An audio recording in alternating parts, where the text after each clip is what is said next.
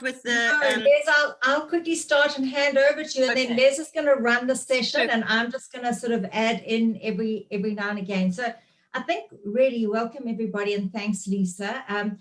And I think what I really want to address today really is how radically sales have changed over the last number of years. And I think in particular, we've all felt it over the last couple of months with COVID. But I think the change that we felt in the last couple of months is with us for a very long time. And I want to just talk about what is obsolete in sales and what are the new opportunities in sales, because the old-fashioned going door to door, the old-fashioned salesmen are very much a thing of the past. I mean, it really has been, and now more so it's exacerbated the need for more engagement, both digitally, online, and it doesn't necessarily have to be that person to person.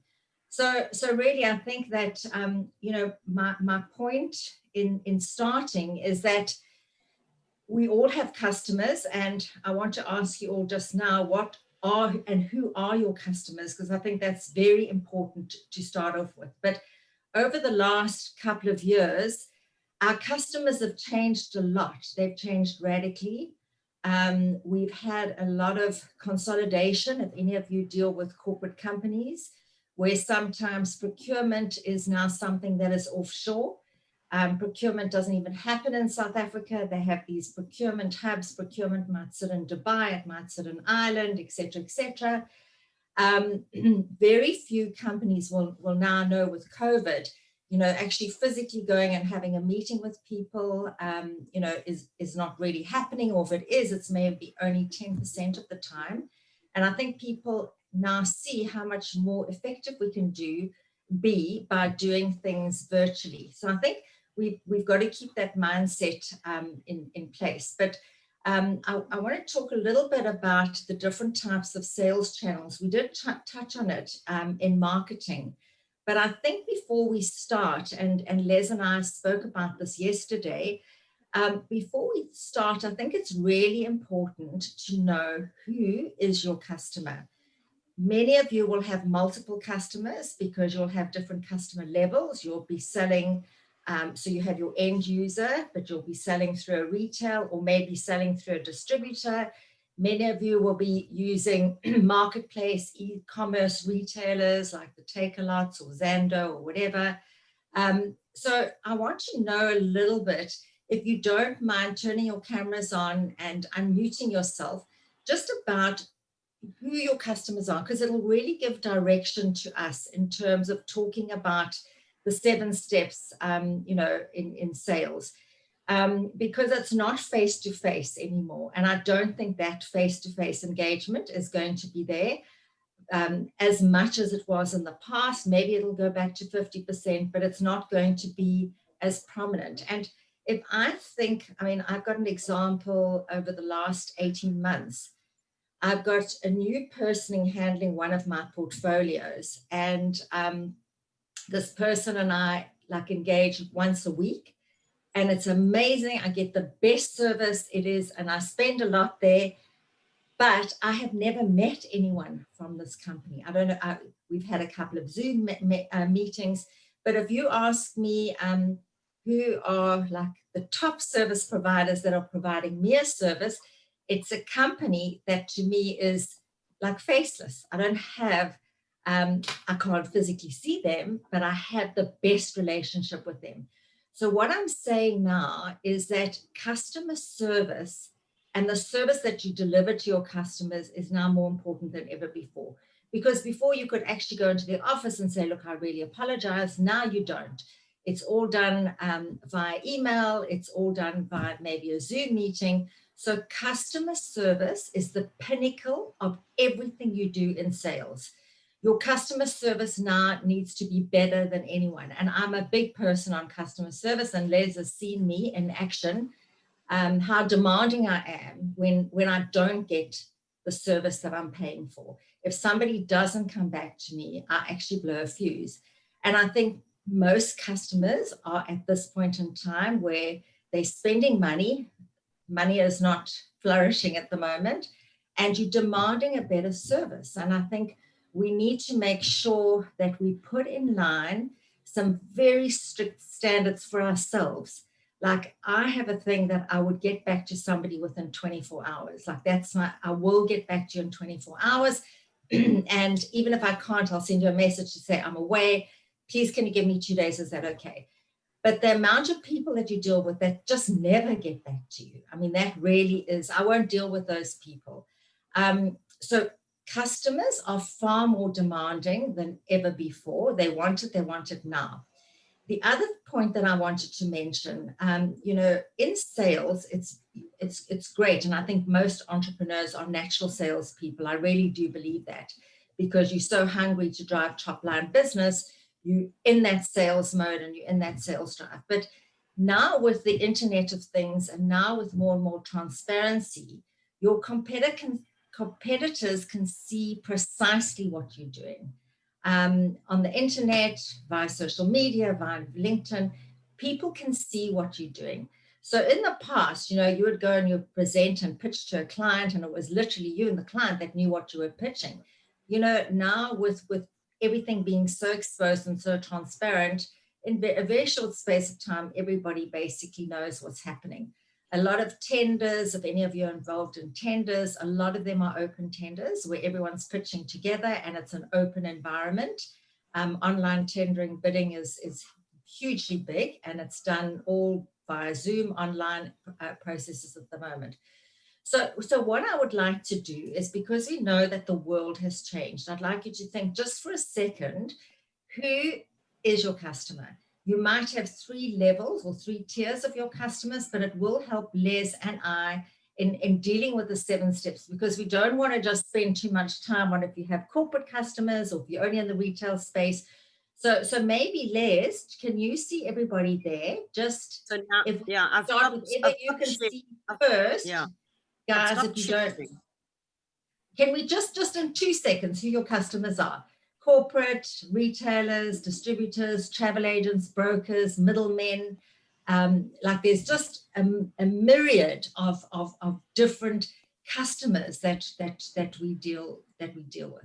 So maybe if we can just go through that, because many of you in the B2C space never see the end user, but you're dealing with the big retailers or the online marketplace e-commerce platforms. So let's quickly just go through this and just see. Les, will you just control who is? 100%. So I've got Benita, because I've actually stopped sharing so I can see all of you properly. So I've got Benita. You want to go first? So my end customer would be expectant mothers who identify Jewishly. Yeah. Excellent. Okay. You really narrowed that. Very focused. Love it. Okay. Love it. Di. Okay, my customers are international local broadcasters, corporates, anyone in entertainment, and basically anyone that needs to get a message out. So I've got multiple customers. So who's your perfect customer, Di? Where have you had your most success, so that we can try and narrow that down and focus? I would say with broadcasters and long-term shows, but also corporates. And also live events, which obviously don't exist anymore. I directed a lot of live events. Okay. So the shows, entertainment, and broadcasters. I think those 3 now. And documentaries. And documentaries. Yeah, documentaries as well. And magazines. So magazines would be, would be more like a PR. Magazine type. Okay. Magazine type shows for television. Okay, but it's all centers around entertainment. So anyone in that entertainment space would be. Always. Entertainment and education. Yeah. Okay, so perfect. So Di, so then is it the marketing people at corporates? Who are the people in the companies that you need to reach? The one that is the marketing, as well as I would say the head honcho, the CEO, where they want to get a message across. Yeah. Okay. Okay, I mean, like in Alright. Old Mutual, for example, or Sanlam or something, who are you going to be targeting in those corporate Probably lines the of marketing people, marketing teams? Okay. marketing, PR. Yeah. Okay. Marketing and PR teams. Okay. Okay. So very much, if I understand, you're in the B2B section. So it's corporate, it's companies that you're dealing with, not individuals or consumers. Sometimes it is individuals, Dawn. It's Okay. so Okay. varied. Okay. Do you know, often an individual will come to me and say, "Di, I really need this. This is the kind of money I've got. Can you But maybe Okay. that's just a cherry do a on top. video That's for not me?" somebody that you're really going after. That's like the Yeah, yeah. Okay, perfect. No, Let's- the broadcasters and corporates, and I would Okay. say when you get back, those are my, Okay, Yeah. perfect. my I main. mean, I think what we're trying to establish here and help you with, Di, is, you got to go where the money is. What's the low hanging fruit? Yes, it might be all these, it might be this person or that person, but where you're getting 80% of your success, and then, to focus on where, that market in the beginning, to really start generating that cash. And then, you've got more luxury to, almost cast your net wider, but to be that sort of pinpoint and really target those people, know who they are, know what departments they sit in, so that you can really design your message to appeal to those people. I think that's what we're trying to establish here. You happy with that? I think Cool. she's frozen. Okay, should we go into? Liz. There we There go. we are. No. Great. It- you know, Thanks, Don. broadcasters, can you hear me? Yeah, we can Yeah. hear you now. Can you hear me? Yeah. Yes. Broadcasters are where the money is for me, but now they need sponsors for programs. Okay, so it's a catch-22, because with broadcasters, it's generally long-term series. So like a 13-part or 12-part series gives me 7-8 months of regular income, which is amazing when you work for yourself. Corporates are probably, I don't know what kind of money they've got anymore, but help with us. It's a catch-22 for me. Okay. Am I making sense? Yeah, no, Yes, you perfect, make perfect. sense. We will address some of these just now. But great, thank you, Di. Thanks for that input. Okay, Ayanda. Good morning, Les. Morning. Can you hear me? Hi, and And Hi, Don. I'm coming from a different sector because I have a recruiting agent, a company that is targeting to work broader at the maritime sector. So now our customers that we are targeting, it's MSC, which is a big shipping company, it's Maersk Line, and the oil rig company, Amsol. So what we did, we went to SAMSA because SAMSA, it's an umbrella of everything that is happening at sea. There is absolutely no company that is operating at sea without being issued an operating license by SAMSA. So now we are targeting SAMSA. We have people that they are working with us hand to hand, closely with us at SAMSA, people that they're guiding us in each and every step that we are taking. So it's not an easy sector to penetrate. It's more like difficult, but it's easy when you have understanding. So everything that we did, we go to SAMSA. I think, Dawn, last week I sent you yes, I had shown my email, the memorandum of understanding. That is the contract. There's an institution that we are working with, like STC College. We are working with SAMTRA. We are working with Salesians of Don Bosco, where we identify all these seafarers, all the officers that are working at sea. So this institution, they are helping us with those students. Then we take all the CVs of the students and the qualifications, and we submitted them to SAMSA. So they are the ones that they're going to do the marketing for us to these big shipping companies. So we are working with SAMSA. So, Ayanda, if I quickly understand correctly, so it's the shipping industry, the marine industry, and in those companies, it would be like your HR people, your HR director, your HR company, your HR individuals. And then you're also targeting the students, and you're also targeting, obviously, people to actually fit the position with the person. So you've got like two types of market, because you need the right people, to supply to the shipping company. So you're also targeting the students and the people who are looking for jobs. Okay, so pretty much you in like the B2, you in the B2B, you like corporates, but then you've got individuals. So like you've got two types of people that you're targeting. Am I right? Yeah. I think, Yes, because what is happening is in SC College and Central, the facilities there and there's nature. So I was in a meeting with these managed institutes. So they are the ones that they know exactly what I'm looking for. Take for example, your client, you have a shipping, you have a ship. So in your ship, you are looking for maybe, let's say, the AB engineering. So you contact SAMHSA that you are looking for the AB engineer. SAMHSA recommend my recruiting agency company to you. And then you contact me, you tell me exactly what you're looking for, and then I supply you with particular So, person for that. governing bodies, Dawn. Yeah. So, Yeah. Yanda, it could be anyone that you employing, from a technical to an engineer to somebody in the kitchen or cleaning or whatever. So it's yes, general. yes, Okay. yes, Okay. yes. Excellent. All right, Okay. let's move on to the next one because we're going to run out of time. Yanda, thank you so much. That really helps. Pretty. Thanks, Dawn. Thanks, Yanda. Hi. Okay, so just briefly, my product focuses on improving brain health, which would include mental health and specific brain functions like calm or creativity. I'm envisioning it as directly to the consumer, so people who are concerned about their mental health or have specific risk factors for any illnesses which would lead to risk factors for illnesses, basically, like brain illnesses like dementia.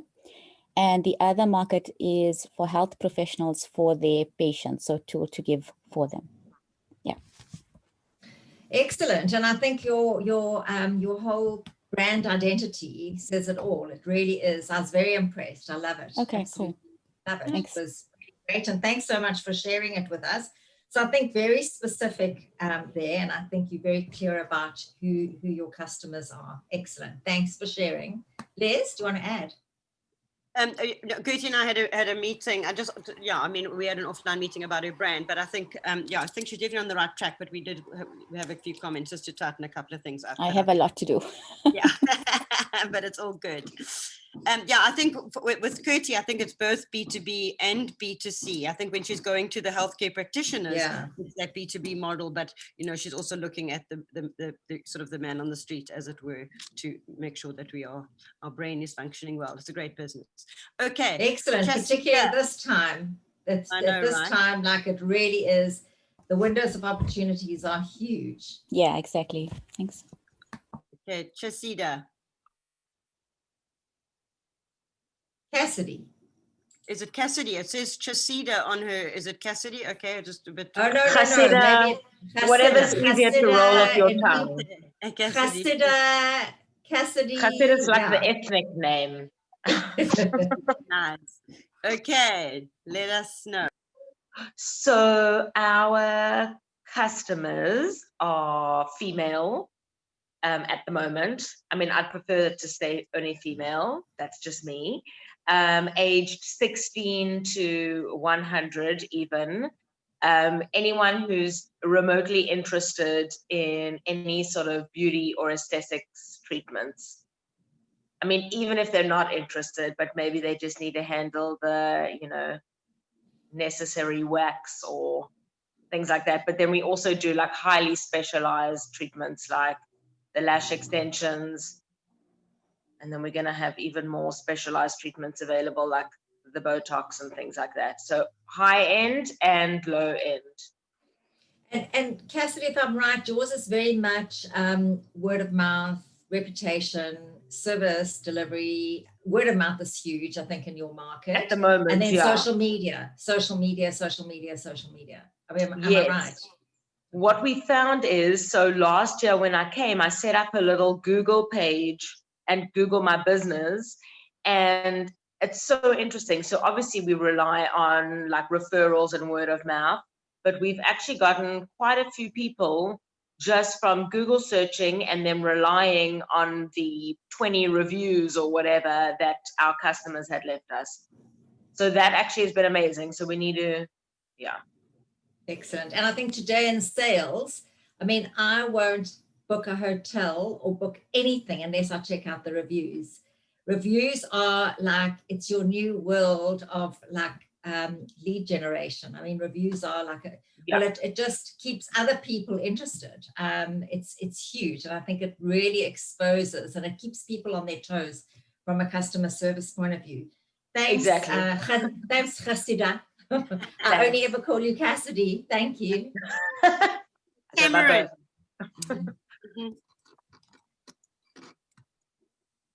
Morning, can you hear me? Yes, we can. Hi, Tamron. Hi, Dawn, how are you? I'm cool, thanks. And you? I'm doing awesome. So I've kind of, so in terms of my consumer or my users that I have kind of attracted, it's new business owners, especially like young entrepreneurs. So between the age bracket of like 18 and 35. So those who started a new business. So I mean, so I do graphic design, so I've got a creative business. So graphic design, photography, art direction. And basically those are that's the first bracket that I've attracted. So those that are looking to brand and kind of put the new brand out into the market. And in the second bracket are those who are an existing lifestyle or fashion brand who have an existing market that they're wanting to kind of expand and have decided to move digital. So where they've previously done the like face-to-face or the old way of approaching the customers, they're now wanting to actually go into like e-commerce or digital space. And me kind of just helping with some sort of like content creation and strategy and how they transition from the old methods to new. Nice. You should be working with us for our well, I told you, Les. Les has been the one that's helping with some contacts for you, Tamron. So Tamron is actually right in the middle of her final exam. She's in her final year. But she actually started this business Blueprint in the middle of her studies. And she's built up in the middle of studying and being a student, a really good client base. And I've seen some of her work. So I think you're quite focused in terms of, we'll talk just now how you get to those customers, you know, how you're getting a reach to them. But thank you, Tamron. Simone on this call is one of your customers. Simone, let's hear from you. She runs Over the Rainbow Design as well. That's so awesome. She definitely needs you, definitely. Exactly. Simi? Can you hear me? Yes, okay, now we can hear you. You need to lean closer. Yes, Simon, I definitely need your services. I'll be your customer. You can just contact me. I'll leave my details in the chat. Okay, great. Simone actually works for Over the Rainbow, guys, so we're not going to go to her because we're running out of time. Okay, brilliant. So Dawn, I'm going to share my screen again. Please do. Anything else that you wanted to add? No. I'm going to put myself on mute because it's over to you. Can you see that properly, everyone? Like full screen? Okay, cool.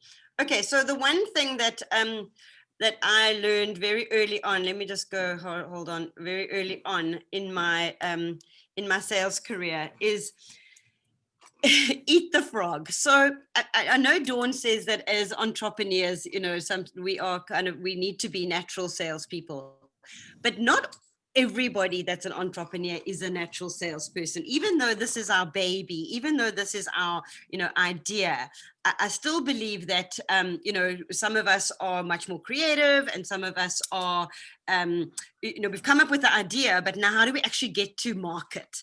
And, you know, sales can be such a, and I know even with my own team, sales can sometimes seem to be such a sort of like a swear word, like those, you know, insurance salespeople or secondhand salespeople, secondhand car salespeople. And it's just like, so we actually in our agency, we decided to make it, we actually turned it into a statement where what we do is we solve business challenges with creative solutions.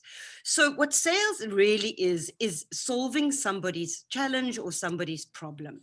And I think, you know, the word sales literally means to give, but you're figuring out your customer's pain and offering them a solution.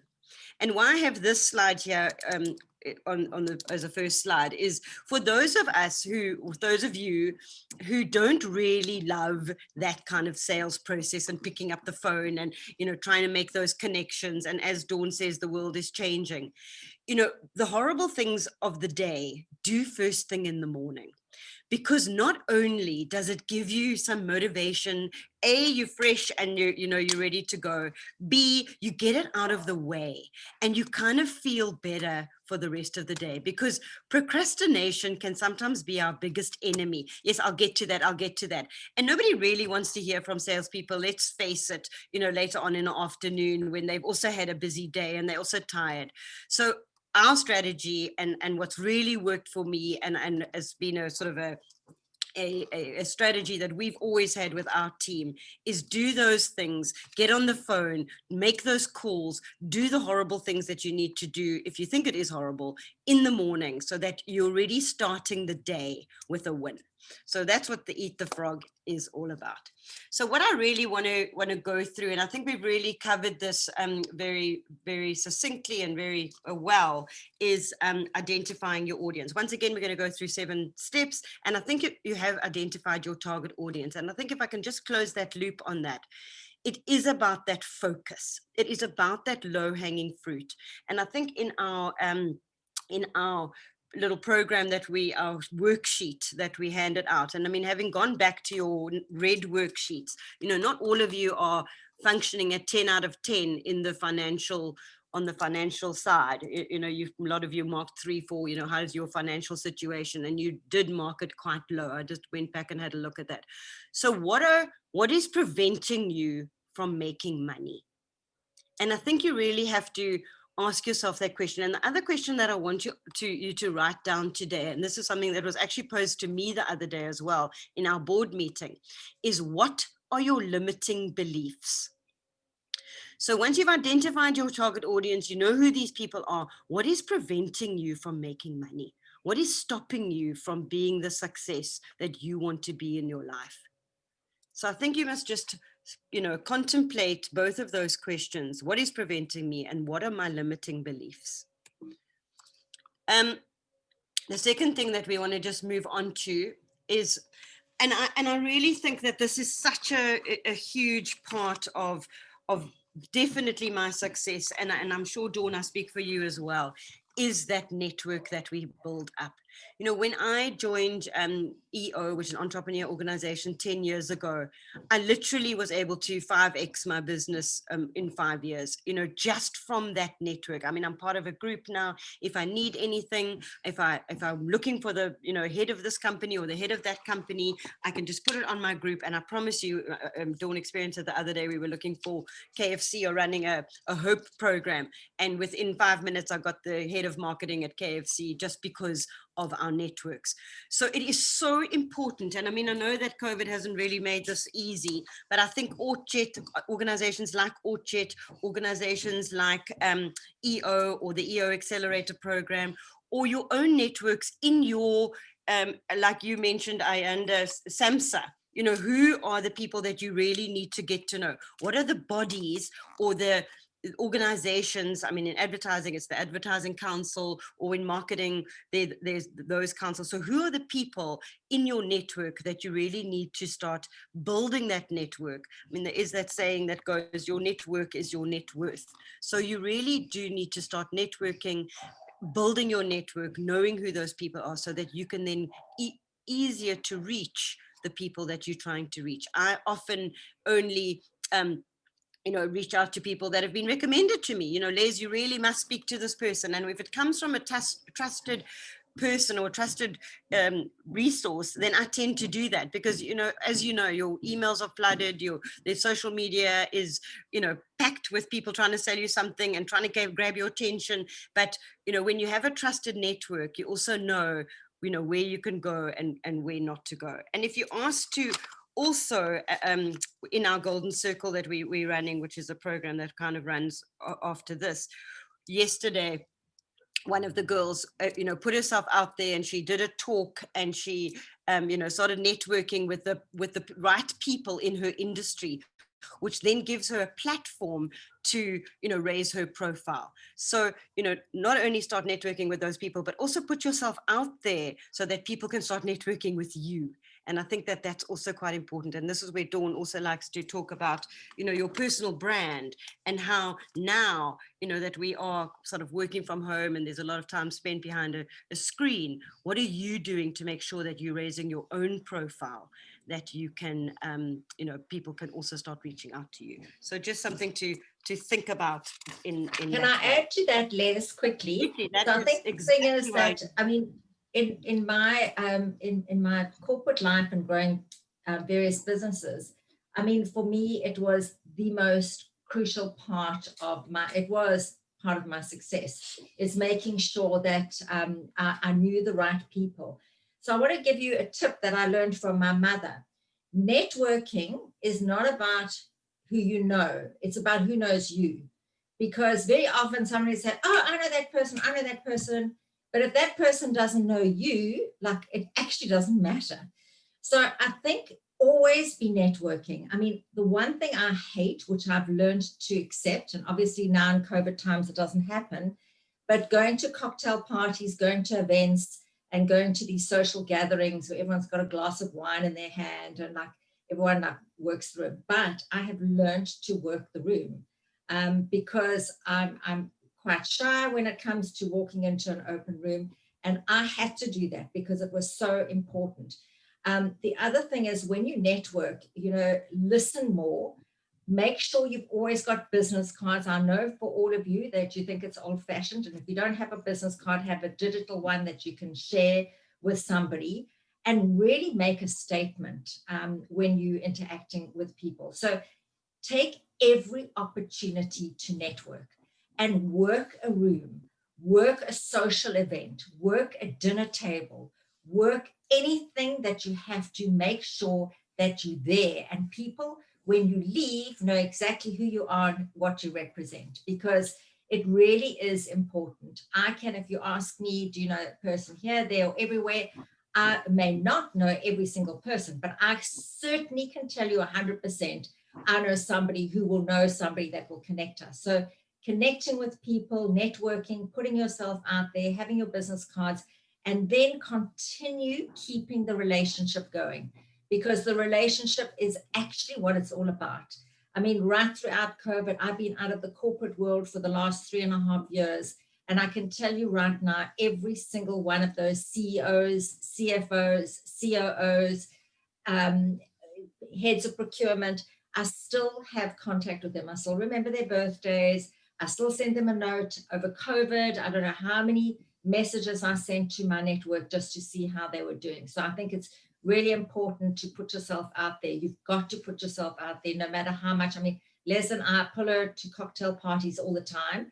And very often, like an hour before, we say, should we or shouldn't we? And we go, and every single time we come back with 3 or 4 potential customers. Am I right, Les? I mean, we really have, and we work different parts of the room and we work different people, and we almost like, it's not contrived, but we say, you go there, and it really works very, very well.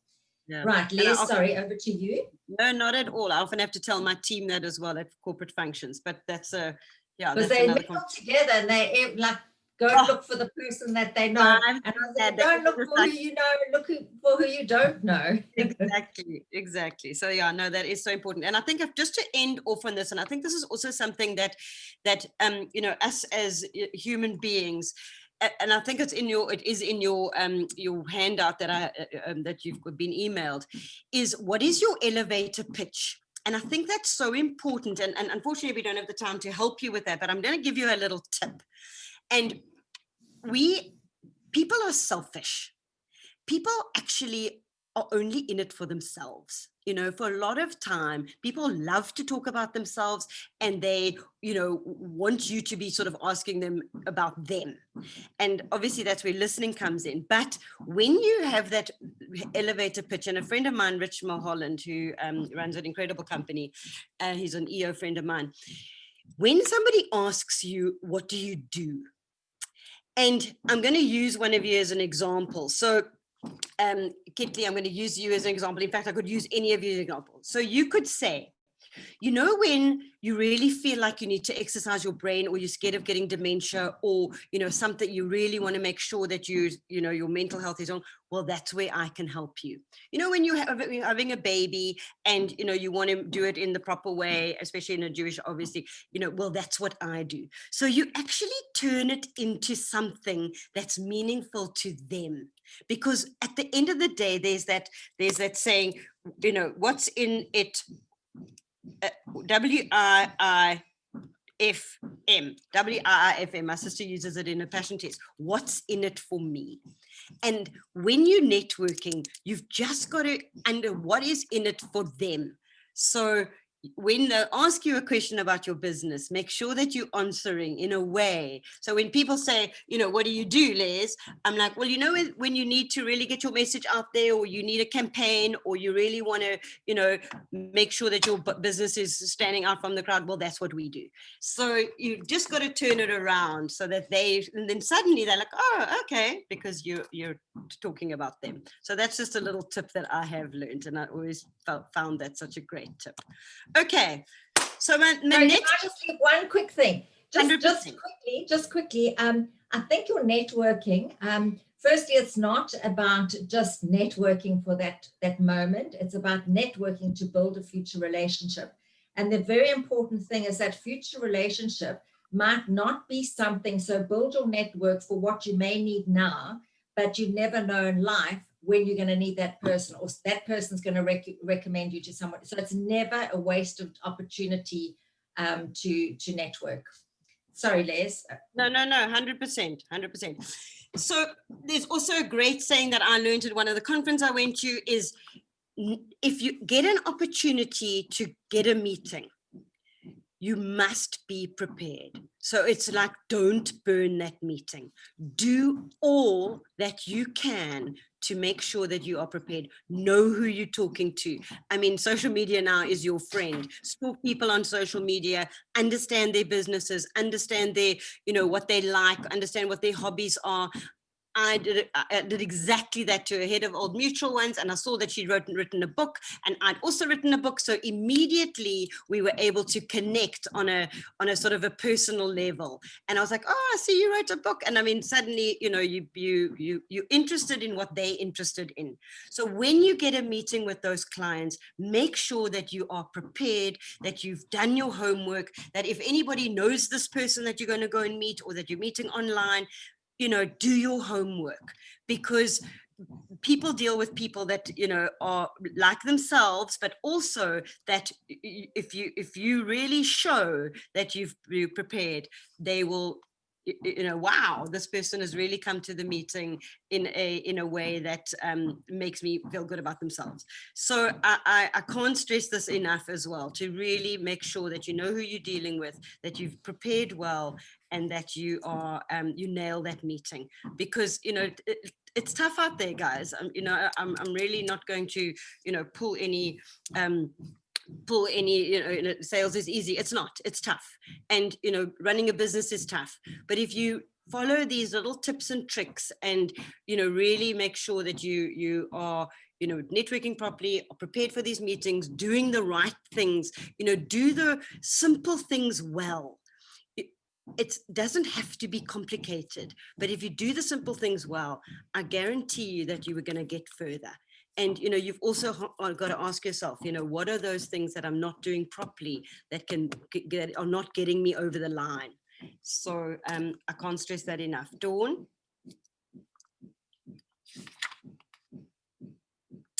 Dawn, do you want to interject here?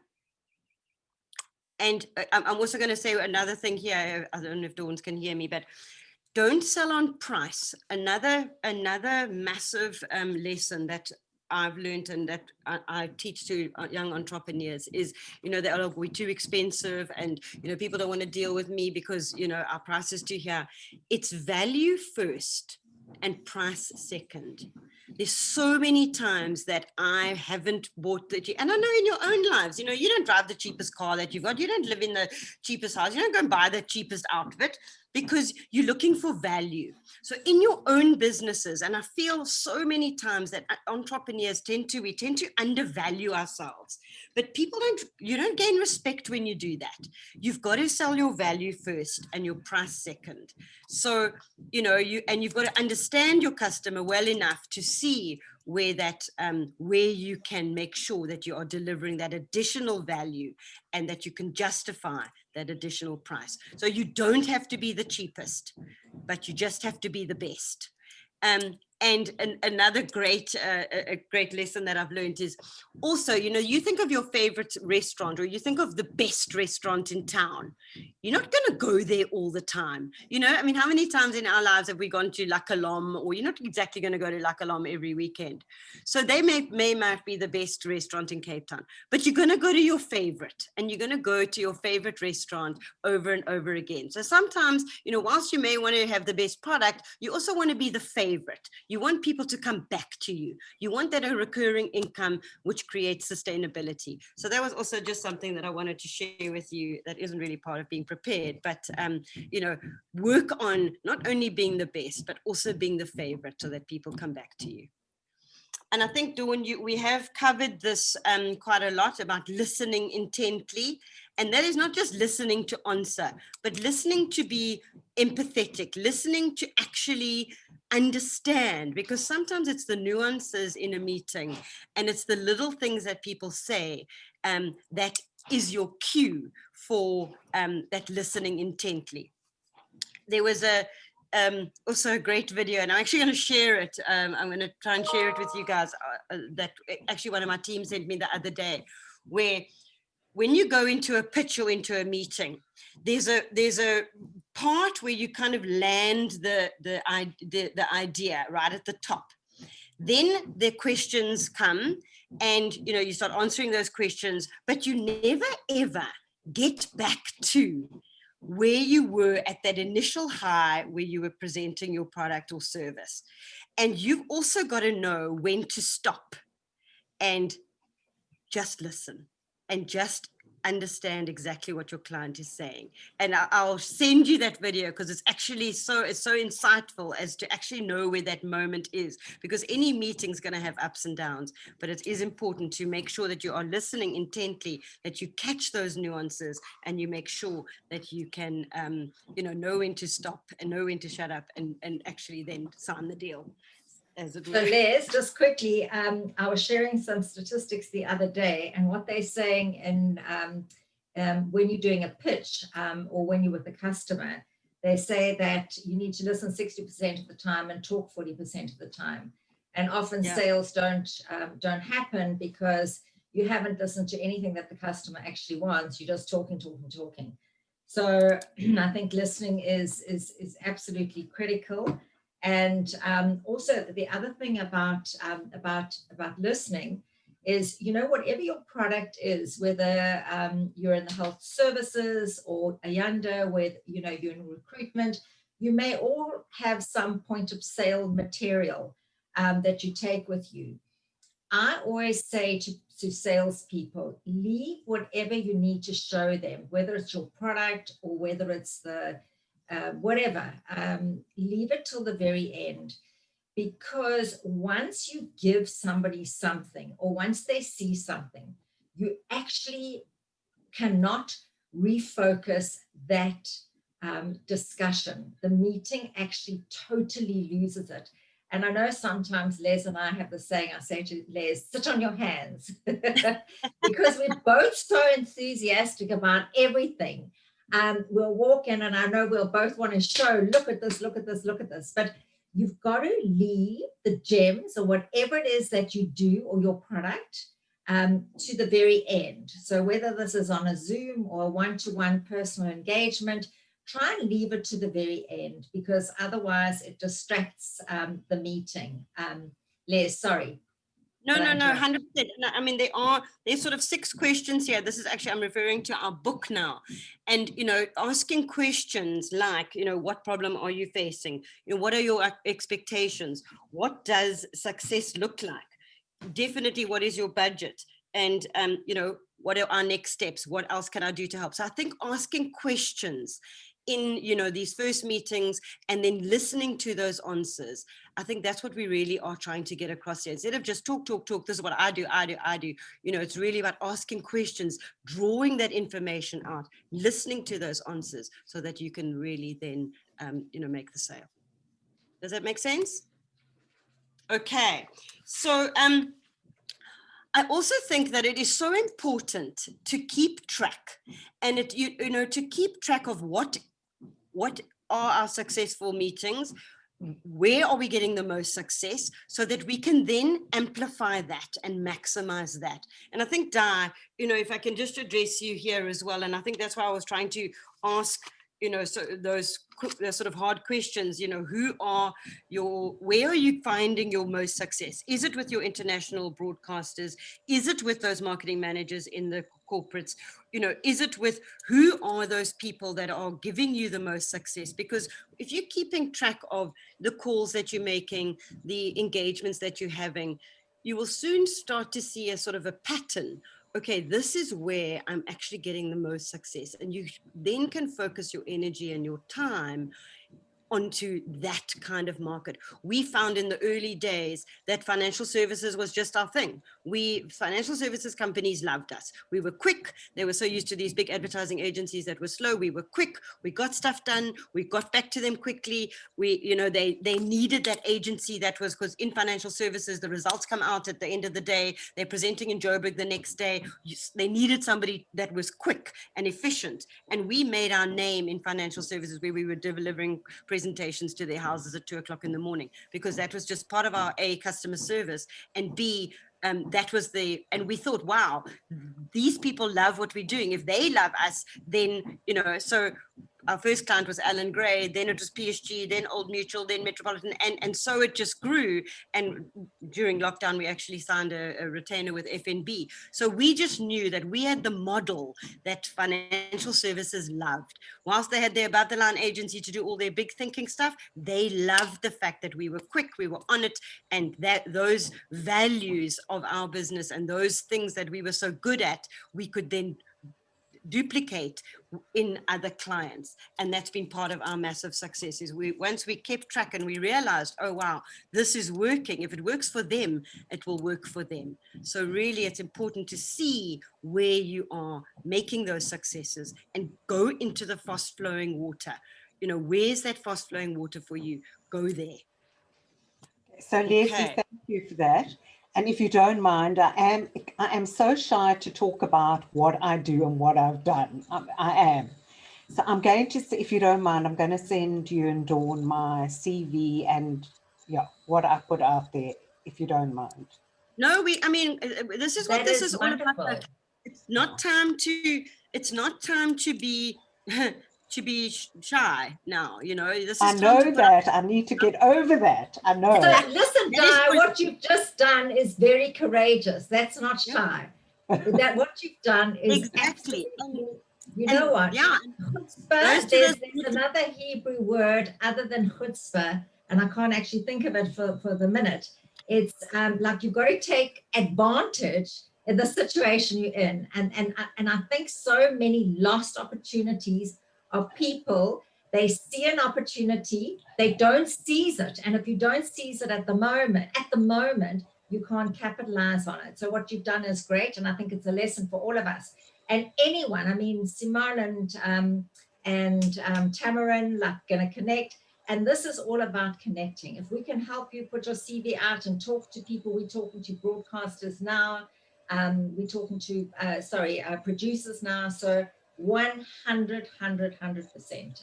Because I'm twofold. I'm a producer director. So often producers will approach me and say, Di, will you direct?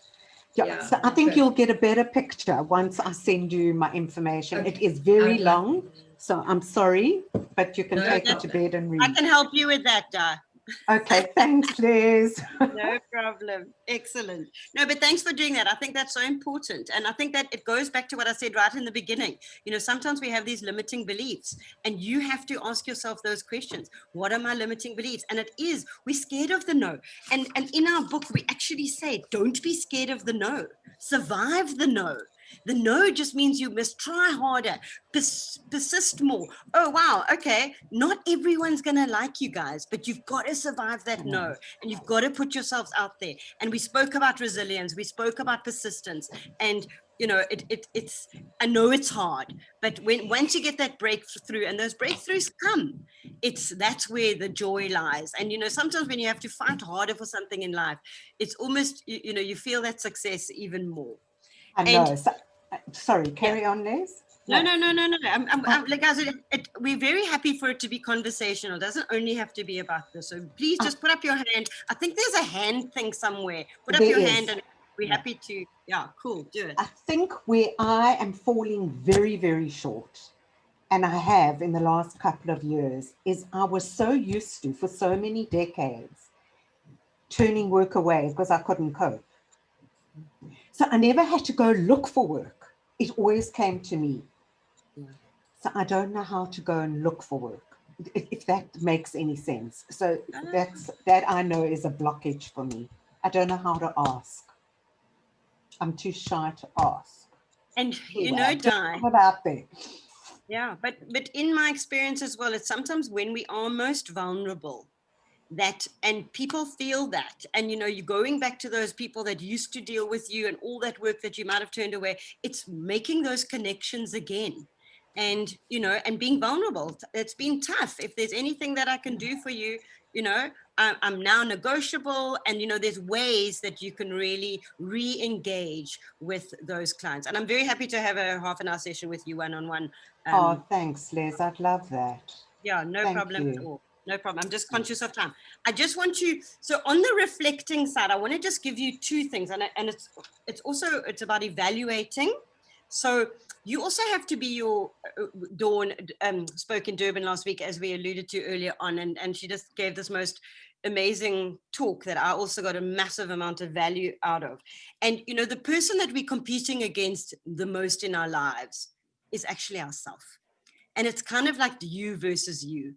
So you've also got to be very honest with yourselves when you are doing these reflections. You know, how do I think that went? And you know when you've nailed it and you know when you haven't. When Dawn and I, you know, do talks together and we reflect afterwards, you know, we could have done that, we should have done that, that wasn't our best, you know, we didn't handle that well. But on the plane back from Durban, we kind of gave ourselves a high five. We nailed that. We did well together. We reflected on what worked, what didn't work. But it's always important to do that. And every time we speak together or we do things together, now we can reflect and really think, okay, we're just going to adjust this. You have to be honest with yourself. How did it go? What worked? What didn't work? And then from a sales point of view, you know, am I hitting my numbers? You know, so you've always got to be taking this back to, you know, are you hitting your numbers? If it's how many sales calls do I need to make in a week in order to get, you know, if I want to make, let's say I'm going to make 5 appointments this week, I might need to make 20 calls in order to get those 5 appointments, but I've got to just sit there and make those 20 calls and, you know, getting down to that and make the calls in the morning, getting down to back to that eating the frog. You've got to then, it's like, you know, when you want to lose weight or you want to go to the gym, it's, you know, I promise I'm going to go to the gym 3 times this week.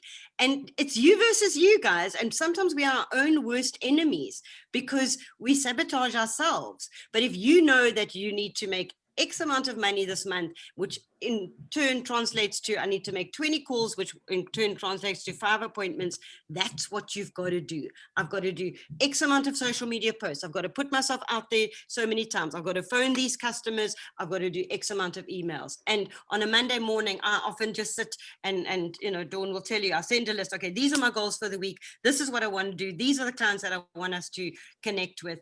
But I've got to reflect at the end of the week. Did I hit those numbers? Have I made sure that I've said what I'm going to do? Because at the end of the day, as entrepreneurs, we are also up against ourselves. But I'm going to also Liz, if I can just add to that, I think with the reflection, if we don't address reflection and rejection. So you've got to reflect on your highs, but you've also got to reflect on rejection, because, you know, in life, 80% of the time people are going to reject you. You know, you're going to reach out to 1,000 people and you're only going to get, 80 people. So I think it's important that, you know, being the best version of yourself and benchmarking against yourself, you need to have a very hard conversation within yourself, and it comes from within. Okay, this is not an external thing like Les and I sitting on the plane. This is an internal thing, and you've got to talk to yourself and you've got to say what went wrong, and you've got to learn how to handle the rejection. So, you know, for me, rejection is power, and for me, it gives me the motivation and the inspiration to push forward.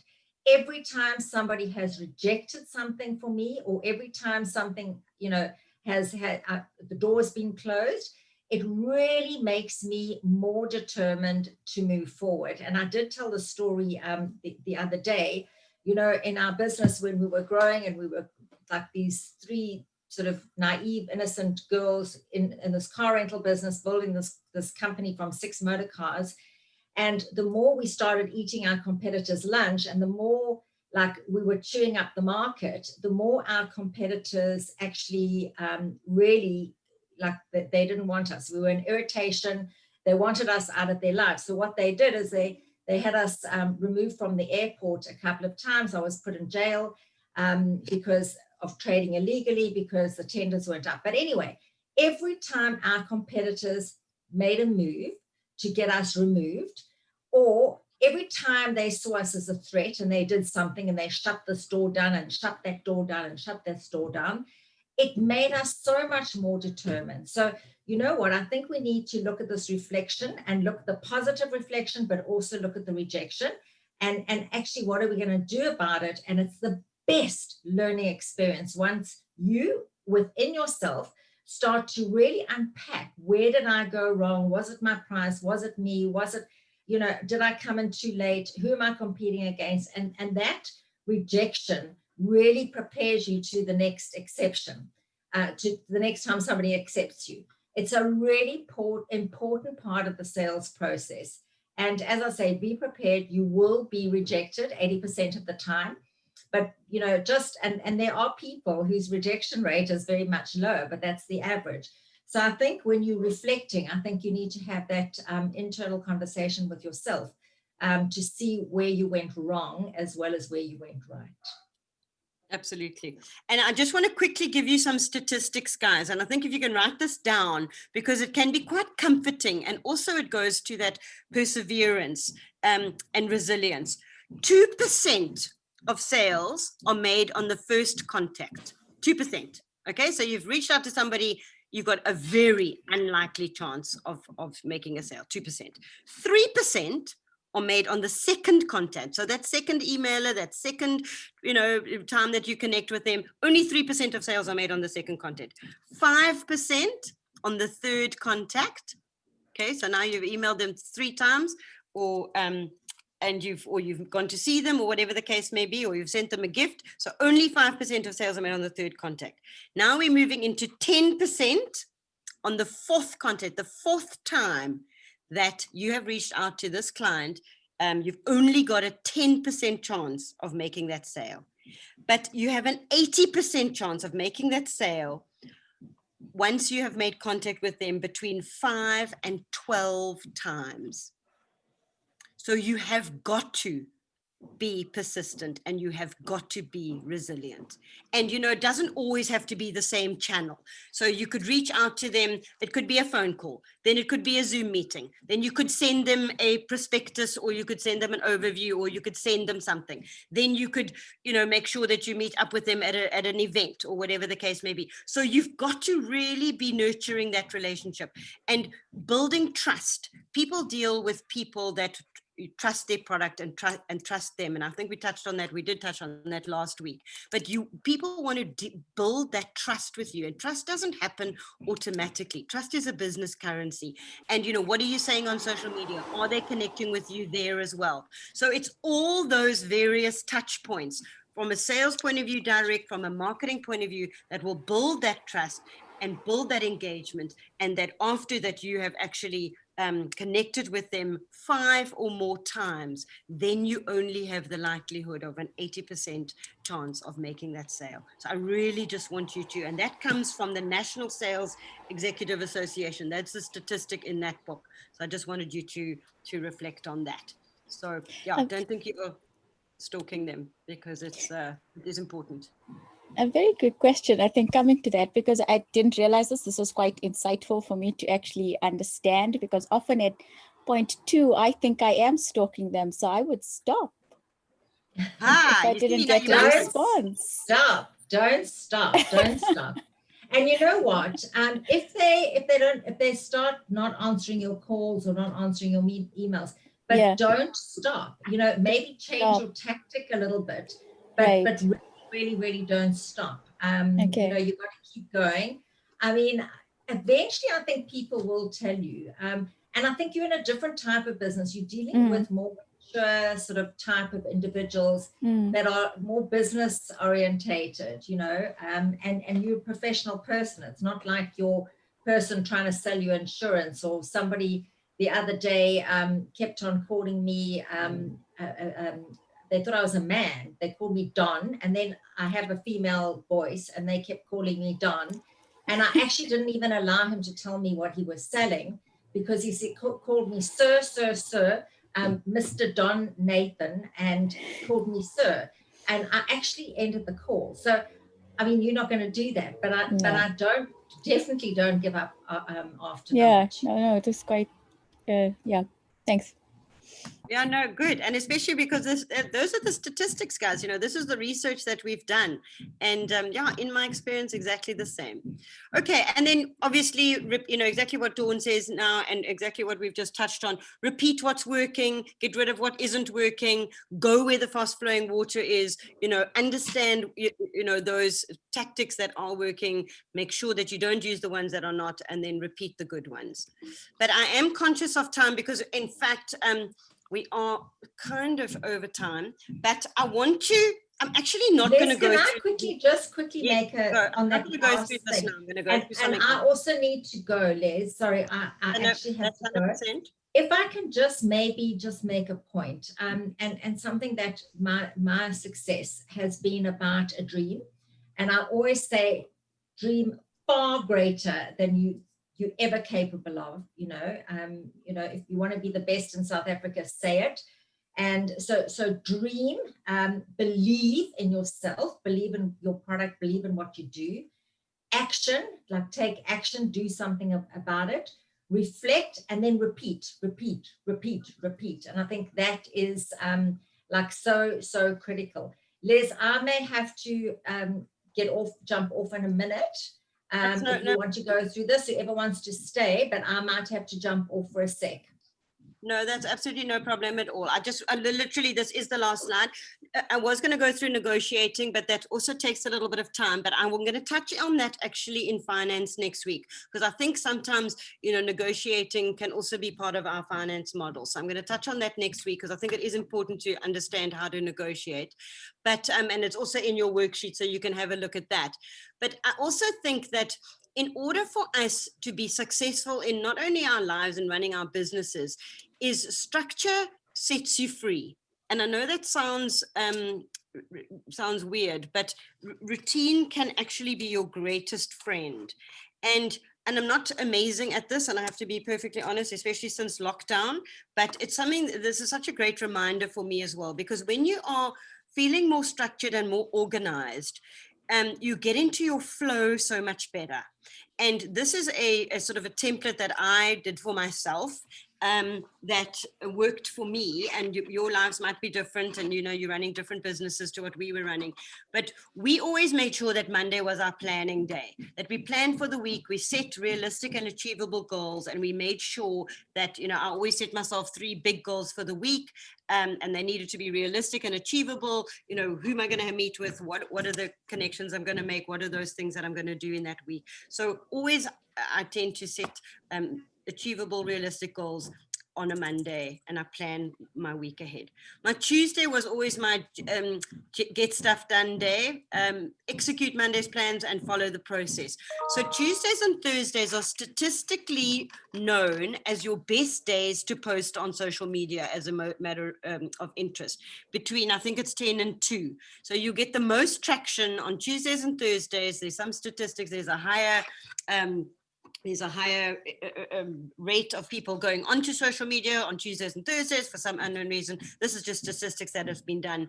And so Tuesday can also be your social media days, writing your blog days, executing on Monday's plans, and following, whatever plans that you set or goals that you set for the Monday.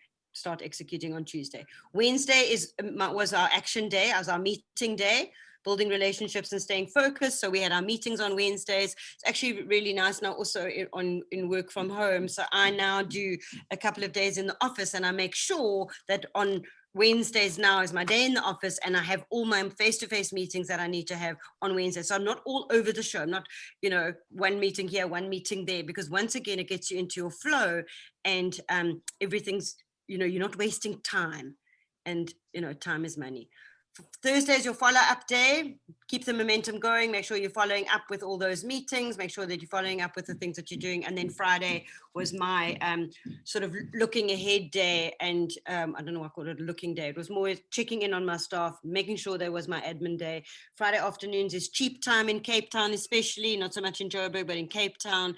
Friday afternoon is cheap time. Nobody wants to have meetings with you late on a Friday afternoon. So make sure you're catching up on all your admin. Make sure you, doing all the things that you've maybe put off for the week. That was for me. That worked for me. You guys might be different, but it's very nice to have a structure, be organized, have a plan in place so that we can get into this rhythm. And once you get into a rhythm in your life, things start, you get into your flow and things start happening, easier for you. And then I think my final slide, find your why. I think we have already spoken about that in marketing, and I think that is the end. Are there any questions that you have? And I'm very happy to take questions. I have another meeting at 10, so I have 20 minutes. If anybody has questions, I'm very happy to answer questions. No, Liz. Can you hear me? Yes, absolutely.